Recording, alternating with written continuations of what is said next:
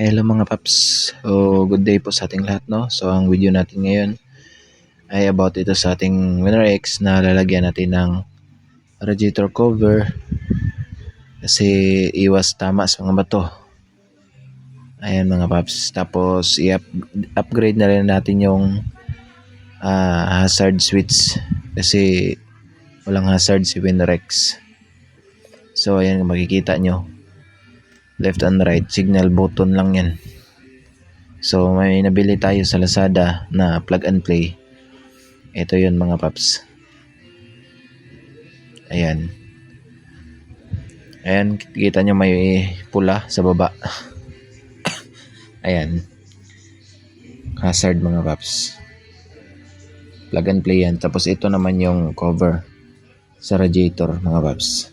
So red ang binili ko para bumagay din sa kulay red na cover mga paps. So, ikakabit natin ito para maproteksyonan ng ating radiator. Ayan. So, dito mga paps, uunahin natin pagtanggal itong switch. So, sisikwatin lang yan ng kutsilyo. Kasi malambot naman yan. Madali lang yan tanggalin. So, sikwat lang mga paps. Wala kasi akong flat screw kaya kutsilyo na lang gamitin ko. Ayan. So, dahan-dahan na lang na hindi masugatan yung ating cover. So, hugutin lang yan. Ganyan mga paps. Ayan na, natanggal na. Madali lang tanggalin. So, hihilain lang natin ang dahan-dahan hanggang sa lumabas yung mismong pinakasakit. Ayan, kulay pula na yan. Ayan, tapos yung kanyang dila-dila, tutulak na lang natin yan mamaya para mabunot na itong pinaka switch ng ating signal light mga paps. So ito yung ating ipapalit doon. So mura lang ito sa Lazada mga paps. Ayan, kung makikita nyo, merong sulat na red kasi red yung pagtatanggalan natin ng socket. So dito ay nabunot na natin ayan. Nahugot na natin mga paps. So ipapalit na natin yung bago nating bili. So parehas lang yan sila mga paps. Ang laki yan. Tatlo din yung pin. So same size. Ayan. Same ang kapal. Ayan. Nakikita nyo. May number lang yung isa. Yung isa wala. Para makasing lapad lang yan mga paps. Ayan o. Kung mas mahaba yung mabili nyo, ay wag nyo nang ituloy. And dapat ganyan, parehas lang laki para magkasya doon sa butas. So dito ay ikakabit na nga natin. So ayan, yung sulat na red, dapat sa taas yan. Kasi dyan yan natin isasalpak mga paps. Kung paano natin tinanggal yung luma, so ganun din ang pagkabit natin. So ayan na, ganito lang kadali mga paps, salpak lang. Tapos harangan nyo lang ng daliri nyo doon sa likod. Malapit doon sa ating clutch lever. Tulak na lang konti. Ayan. Para yung dila-dila niya sumabit. So ayan na. Gumagana mga paps. Ayan. So testing natin. Kung magsisignal ba. So tingnan natin sa indicator. Busina. Okay. Signal light. Ayan. Nag-blink doon mga paps. So ganun din dito. Sa ating left side. Ayan. Kitang kita. So maganda na no. Okay, tingnan natin dito sa likod. So gumagana rin. So tingnan natin sa kanan naman. Ang paggamit pala nito is pag nag-signal ka sa left or sa right, tapos mag-signal ka sa kabila, mag-hazard na yan mga paps. Kahit saan yan, kung left or right, basta pag mag-signal ka parehos, ayan, mag-hazard na siya. Ganyan siya mga paps. So yun nga, plug and play lang. Dito sa harap makita natin, ayan, visible na visible mga paps. So kitang kita nyo mga paps, maganda talaga pag may hazard yung motor. So dito naman sa ating switch, napakaganda nito kasi parang stock lang din siya. So ang kanyang pagka-smooth ay parehas lang. Parehas lang yung feeling doon sa stock pag maggamit ka nitong switch. So ganyan lang po. Ngayon ito naman ang ikakabit natin sa ating radiator.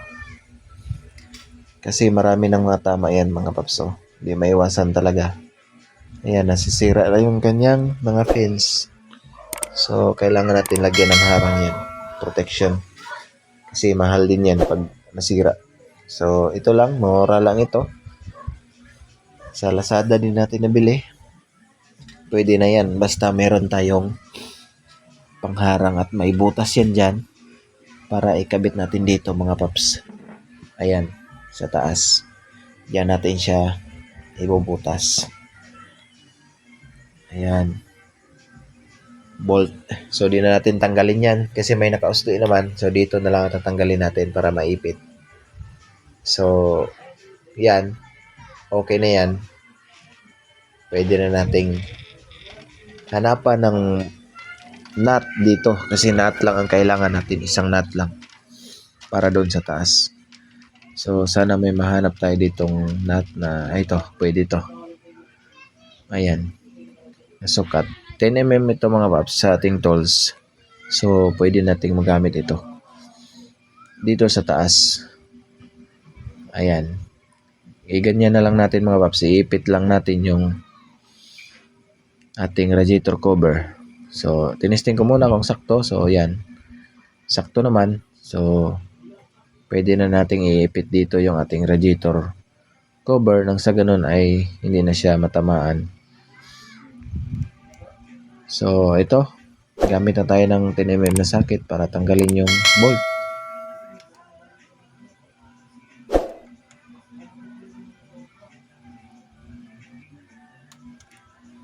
So, malambot lang mga paps. Kitang-kita nyo dito. Ayan o.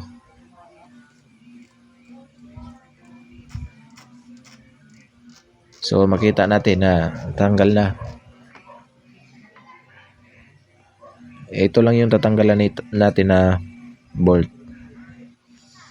So, dito, subok natin kung magkasya. Kasi pang Winner X naman itong nabili natin. Kita niyo naman sa kanyang logo na Winner X. So, sakto naman mga paps. Ayan. Pasok na pasok naman. So, tingnan nyo natin dito sa taas kung pumasok ba sa mga pinagboltan. So, try kong ipasok yung nut. So, okay naman siya. Ayan, medyo mahirap nga lang ipasok yung nut. Gawa nung masikip na, no? Pero, kaya naman. Kaya naman nating ipasok. Tiyagaan lang talaga. So, ayan. So, ganyan lang mga paps. Wala ka nang masyadong tatanggalin. So, dito naman sa baba, ayan, tapat naman yung butas niya. Ayan. So, balik na natin yung tornilyo. So, ayan. Tingnan natin sa likod uli. So, parang di na siya makaabot. Hindi makatagos yung yung bolt. So, ano kayang problema nito? So, ang problema pala dito mga paps, yung bolt natin dito sa butas, hindi na magkakasya kasi ito, may parang malaki pa siya. Ayan o, walang thread. So, pag pinasok mo siya, ganyan, hanggang ganyan lang, kaya di na makatagos doon sa pinaka-lock. So, kailangan natin na barinahin ito para lumaking butas, pumasok yan, at pumantay na mga paps, makatagos sa ating lock doon sa likod. So, butasan natin, palakihan lang. Meron kayong barina, yan, palakihan nyo na lang mga paps. Saglit lang to, malambot lang to kasi ano lang naman to, aluminum. So, kayang-kaya na yan. So, ito na. Malaki na. So, testing natin yung bolt kung papasok na at pumantay ba. So, tingnan natin. So, ayun. Ayan. Ganyan dapat. Ayan, lapat na lapat. So, all goods na to. So, okay na. Balik na natin. Kasi pumasok na yan. Tingnan natin ulit dito sa likod. Kung nagtitrade na siya. So, kung makikita niyo mga paps. Ayan. So, nagtitrade na siya mga paps. Possible na to na lalapat na. So, ayan Pwede mga paps. Lakihan nyo lang talaga yung butas para pumantay yung ating bolt. So, yun lang ang gagawin nyo. Palakihan nyo lang yung butas ng radiator cover sa baba. And then, okay na siya. Higpit na. So, tingnan natin. Ayan tumagos na. At may sobra pa mga paps. Ayan. Higpitan lang natin ng maayos. Huwag naman sobra, baka masira, mabasag yung cover natin. So, yung sakto lang. So, okay na yan mga paps. Ganyan lang. Importante kasi ito na mayroon tayong radiator cover protection mga paps. Kahit mumurahin lang, ayos lang yan. So, dito, medyo mahirap lang higpitan yung sa taas. Kasi masikip na nga, pero kaya naman yan. So, kung may socket range kayo, ayan, maganda gamitin mga paps, madali. So, ganyan lang. At least medyo dagdag na rin ng protection sa ating radiator cover. So, okay na siya mga paps. Ayan na. Ito na yung nagiging kalabasan. So, ayan. Red, tas red din yung cover. So, umagay din siya. Ayan. So, ayan lang. Thank you.